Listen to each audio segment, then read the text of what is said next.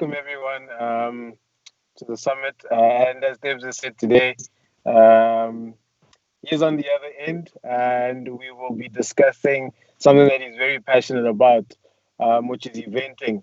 And Yeah. in this state, we are now trying to also show you, when we say tap into the the film end of things to say, what is the importance of events within the film industry, and that's what Yes. we'll be touching on today. So, Babes up, bro. I know you've introduced yourself. Please just tell everyone what you do, um, what your discipline is, should I say? Oh, yeah. I'm here to do a lot of things, but I'm Tebogo Maribe. Um, Most people don't know that I'm a science graduate to start with. I did a Bachelor of Science at the Northwest University, but that wasn't my passion. I discovered my passion while I was busy with that course, which is my passion is in the overall entertainment space, but mostly with eventing. Mm. I'm an event organizer and an overall creative. I apply my mind in so many things.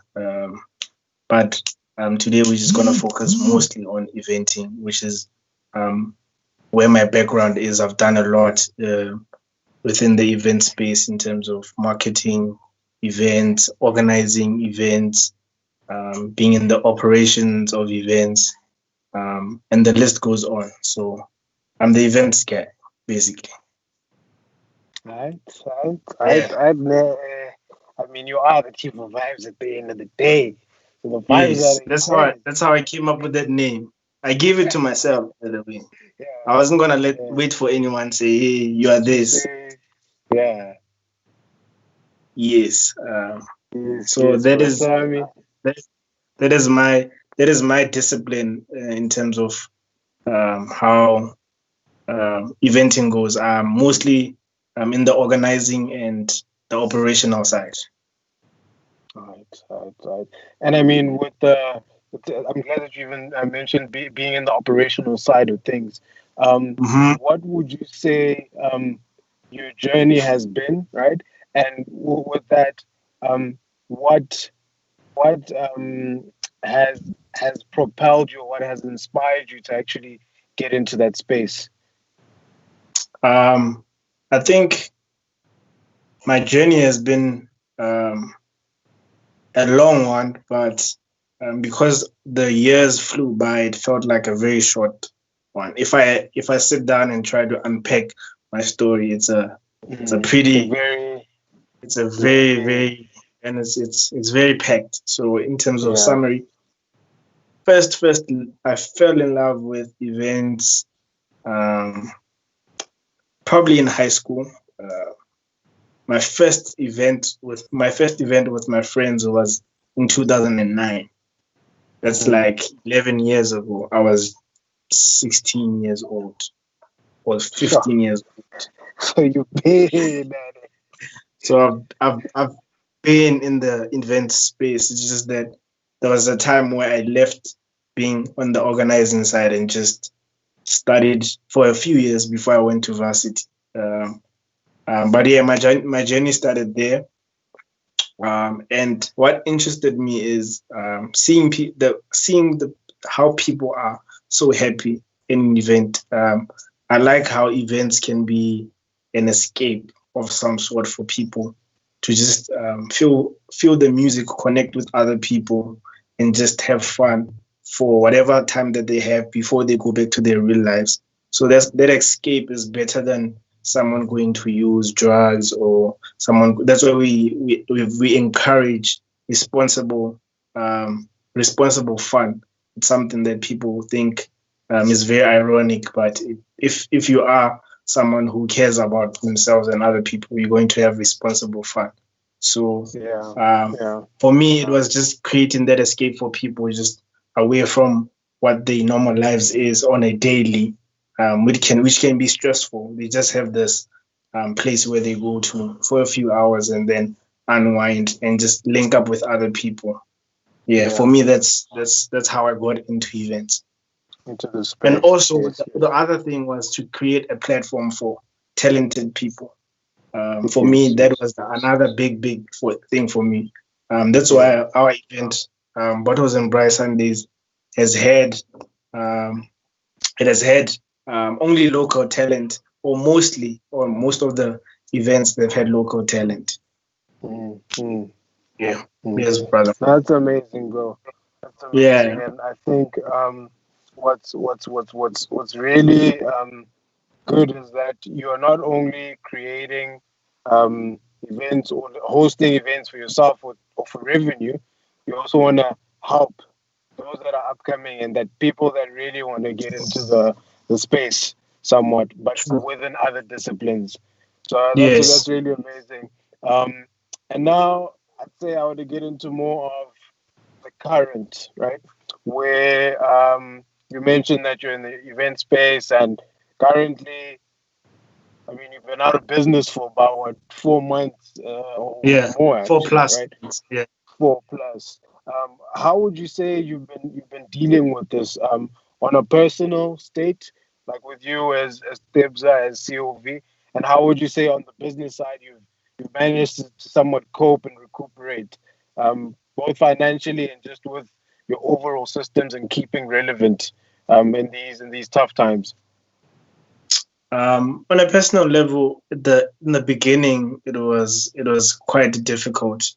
To be Mm, honest, I think it has for everyone, but it's given me a time to tap. Like I was saying the other day, it's given me time um, to tap into my other talents or passions that I've discovered through this lockdown. And one of those that has been therapeutic from the beginning has been cooking, and also just spending time with family, mm, spending time with my girlfriend. It's just making things easier. You have a support system on a personal level.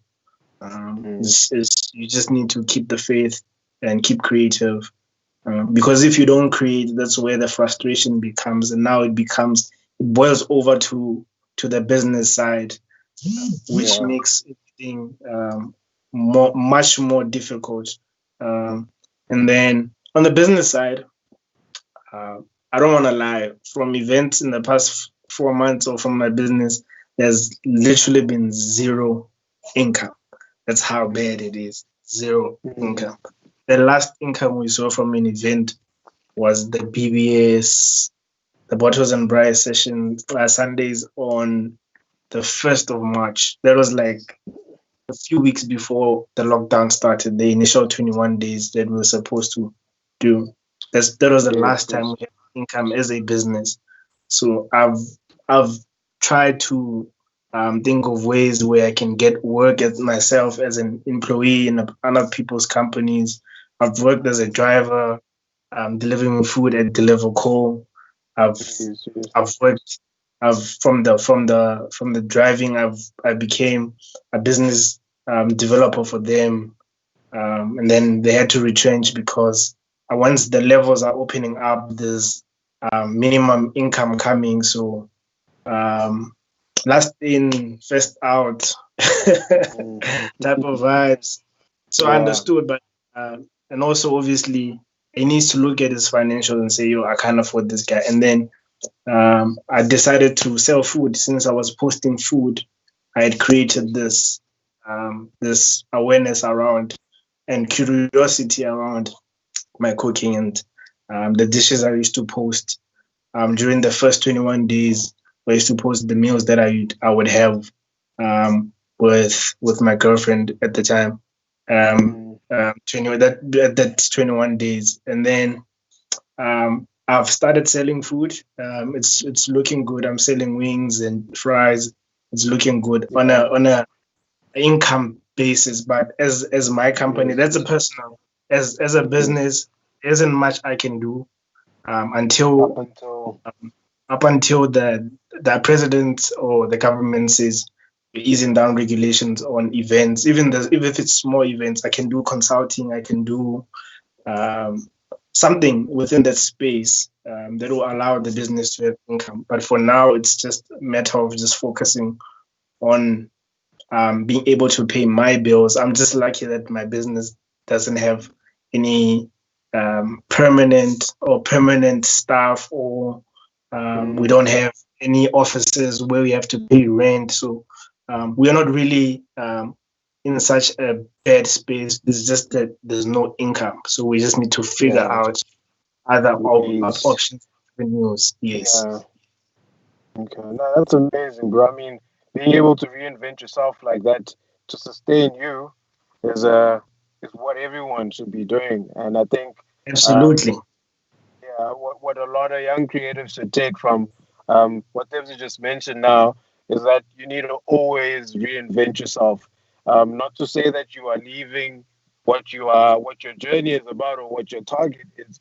But just saying you want to sustain yourself right now and use now things like your marketing tools, like how Tebza is doing it right now by posting on his platforms, both Chief of Vibes and his personal, and he has a WhatsApp business account and his personal. So it's just using the normal tools that you have to just reinvent yourself and get some Yeah, form of income because there is still money flowing within the economy. It's just about there how you is. get to it. Yeah, I So think what you mentioned about reinventing yourself, it's I've always figured out a way of how to reinvent myself. mm, I've gone from um, having a nickname. I think sometimes reinventing yourself, you do it even subconsciously, from a name that you get in high school to a name that you're gonna get in varsity, um, based on what you're doing. And And the other thing is, yeah, based on what you're doing in varsity, I was pushing a lot of Casper events and Casper related most of my varsity years. So I mm, was known as the New Vest guy or the New Vest whatever. But as mm, soon as I started doing my own things. Obviously that was gonna overshadow me, but I figured out that's how I came up with Shiva Vibes. Like, yo, mm, you know me as this, but I'm actually I'm a standalone guy. I can maneuver around. I've gained a lot of mm, experience doing this, but here is who I am. That's how I reinvented myself. And I knew that Shape of Vibes was going to be the final one because vibes are a lot of things. Food is a vibe, yes. events are a vibe, um, content, what we're doing, this is a vibe. We're chilling at Yeah. home, having a conversation. Understand? So it's like a final, and but it's very broad in terms of what I do and who I am. So reinventing yourself is something that's very important. Yeah. Yeah. No, definitely, bro. I fully agree. Um, so now getting into what the title of this conversation is today. Um, Yeah. what is what is your take, or what would you say the importance of events in film are? Like, what would you say? And I know I'm just adding or giving the question more meat, is to say, what would you say the um, the events, right, or the distribution Yeah. rather, within film right now in South Africa? Um, how would you say events could assist distribution within the film and television sector in South Africa currently and Uh, in the future? Yeah. yeah. I think currently, because of the lockdown, a lot of people are sitting with the films like, yo, I don't know what to do with my film. Um, we don't see any trailers.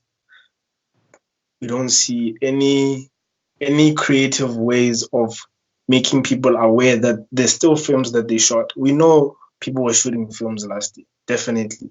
We've Mm, seen the behind the scenes pictures.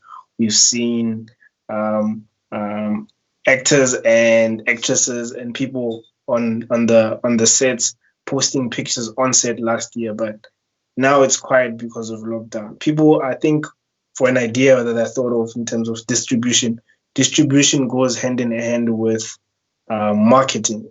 How you market mm, your product is it's gonna make it move in a certain way.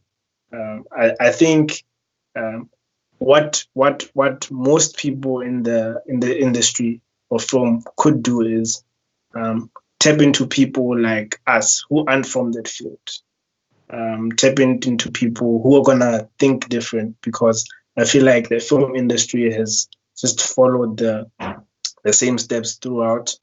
They should try, when I was thinking the same thing. I saw a comment saying they should try virtual Events, marketing. Yes, virtual events. It's something that's gonna benefit them now. People are home, people are willing to watch. People are sitting with films that they could pitch to Netflix. That's a distribution that's big, that's worldwide. People are chilling with and say, "We're gonna wait for lockdown." And I think the other distribution thing, that it should also go online. We shouldn't be focused on people going to cinemas. People waited for lockdown to see that, to show actually them we that, ain't really understand. We ain't really messing from the distribution standpoint. We just need to find more online platforms. Showmax has been here for a while. Has been here for a while before Netflix, but only now people are realizing the online presence of these stakeholders. That we could have actually tried a different way, like make movies or films or whatever stories specifically for the online market. I don't know how many people who are my age go to cinema just to go and watch a film. If we want to keep it real, people between 18 and 30, how many? It's only a few people. Maybe you want to be romantic one night in a blue moon, but on a regular basis, we could have so many films coming out being properly marketed and properly distributed through these online platforms. That's how I feel like that should change, or that should have already changed from a year ago or 2 years ago. I fully agree, bro. And I think it's very important that we actually not even pick out, but we start using these tools, like what you said, these tools that have been around, but now that can actually elevate our products or services, should I say, from finished products that we already have, which is the content, to actually doing live events. Like for example, I saw now that Nasty C is hosting a concert, and he's actually selling tickets via web tickets, which is basically using what we've had, but now saying, cool, because we can't have actual events, we're having a virtual event. So using these tools, maximizing as much as we can to keep the relevance to our brand, and just continuing really to make sure that we sustain ourselves. I think there's an interesting question that came through from one of the viewers saying, don't we think them taking the online approach, are they afraid that the returns won't be the same? How would you speak to that in terms of your experience or your knowledge of the film industry? How would the returns differ from the normal to the online? I mean, I would say the advantage of online, which is something that I say physical theaters also have, where you've got advertisers before the film starts. So the revenue is not coming from tickets anymore, but now from advertisers that you can have within the sessions, the film sessions, whether it's a watch party, a Facebook watch party of short films. You've got 5 short films. Yes. Three advertisers that have paid for that. So you've used the free tool, but you're monetizing it, and you are still adhering to the current restrictions. Yeah, no, I think that makes sense. I think that makes sense too, because there's a lot of revenue within the advertising space, and I think I saw comments somewhere there, but we'll get back to the comments later. I think the advertising space is where a lot of money can be made through films. It shouldn't the revenue. The fear of not having enough revenue or the return of investment shouldn't make people fear moving into the new space. We could say the same thing about how people got left behind in this new space corporates like your Blackberries or your Nokias. I think the fear of change is the one that makes people stay behind. And it's a brilliant idea that Nest is doing an event and still making people pay, even though they're going to be using their own data and whatever to watch. It just shows that he knows how to leverage the weight of his brand and how far it's gone, and also the people around him shaped, I think, their thinking. Yeah, yeah. No, definitely, bro. I think it's the time of innovation right now. And we Yeah, touched on quite a bit. Um, we're keeping the rest of these conversations for when we launch the YouTube series, where we're going to go deeper into these things and actually speak about yeah. how Where we to have a really, production where like yeah, it's a proper production where we get deeper into these conversations. But I think before we go, I just wanted to ask you, as a qualified cinematographer and director of photography, what you personally, I think maybe this can be a question that you get in an answer that you give, but we'll also leave the bigger part of it for the YouTube platform. What do you want to see change, even in the day to day, your day to day sets, not just films, like your day to day sets, like your the queens or your soapies rather. What do you want to see change that isn't really changing now, or it's taking too long to change? Whether it's from a technical standpoint, whether it's from a financial standpoint, anything. What do you want to see change? um, I would say, and like I think this, I'm gonna just put it out there and say this is a personal opinion. Um, I would say that I would like to see more more effort, more Yeah, effort in how our pre-production is done, first of all, and in ensuring that um, we are, because what I feel right now with South African content, we've got some really amazing and well shot soapies and series online, um, but that compared to what certain African countries are producing, there's still a gap. So, and what I've yeah, seen is that we push for more quantity because of channels waiting, or I mean, looking for 100 episodes before whatever, and we don't push quality. So I would say yeah, putting more attention to the to or putting giving the production the required attention, if I should put it that way. I know that refers back to finances and commissions and whatnot, but at the end of the day, I feel that production companies receive budgets, but they want to cut costs to try and ensure that they are able to produce more and not less, but at a high quality. yeah. I definitely, Yeah. you know why I asked this question? I asked it intentionally to say um, how also events can be an important thing in terms of listening to people's opinions like that. There isn't any event where we have a conference of people from the film industry where input from other creatives can be put in, where we can better the whole industry. So events, having a conference is an event. Having a conference, having people there from the industry, new people, new students from the film industry, people from outside the film industry, just having a conference where people can come into one space and better the industry, because we keep Mm, saying, yo, the industry could be better.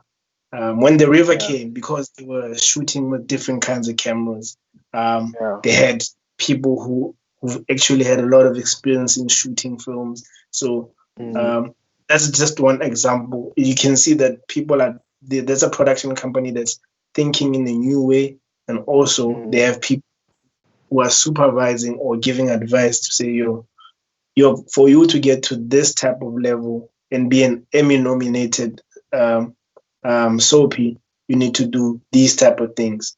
And I think I like the way that they lead in the pack with how they're shooting differently. yes. Yes. Yeah. Yes. No, definitely, bro.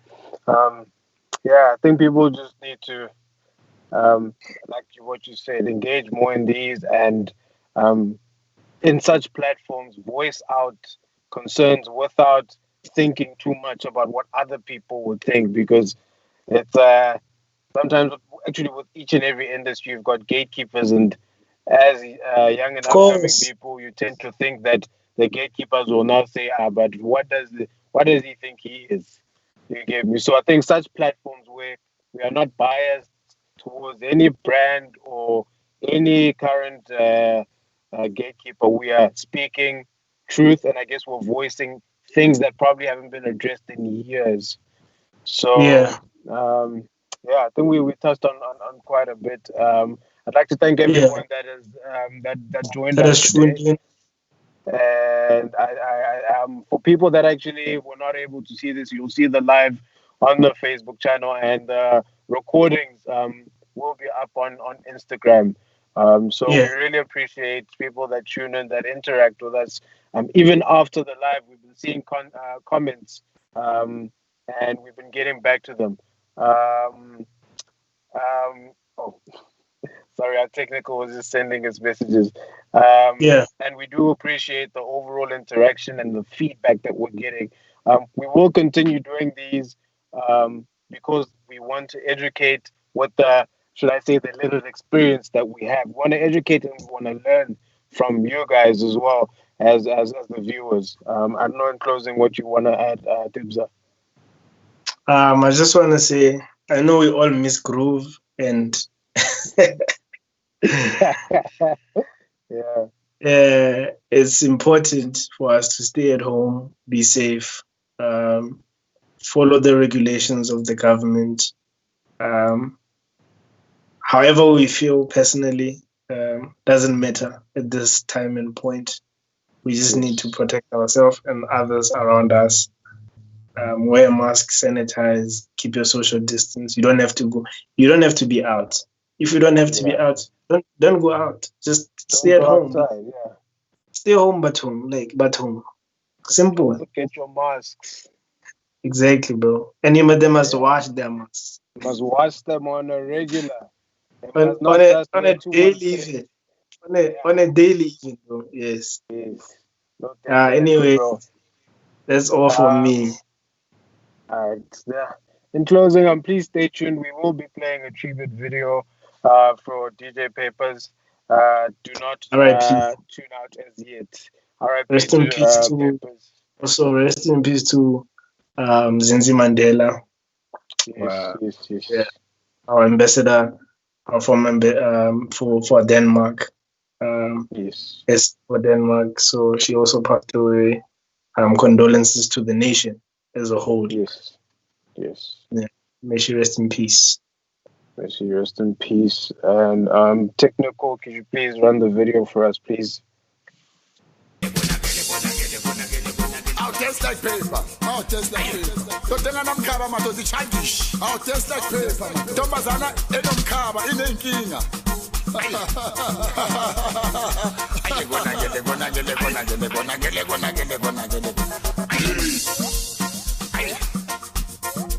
I'll taste like paper. Oh, paper. Paper, paper, paper. Paper, paper, paper.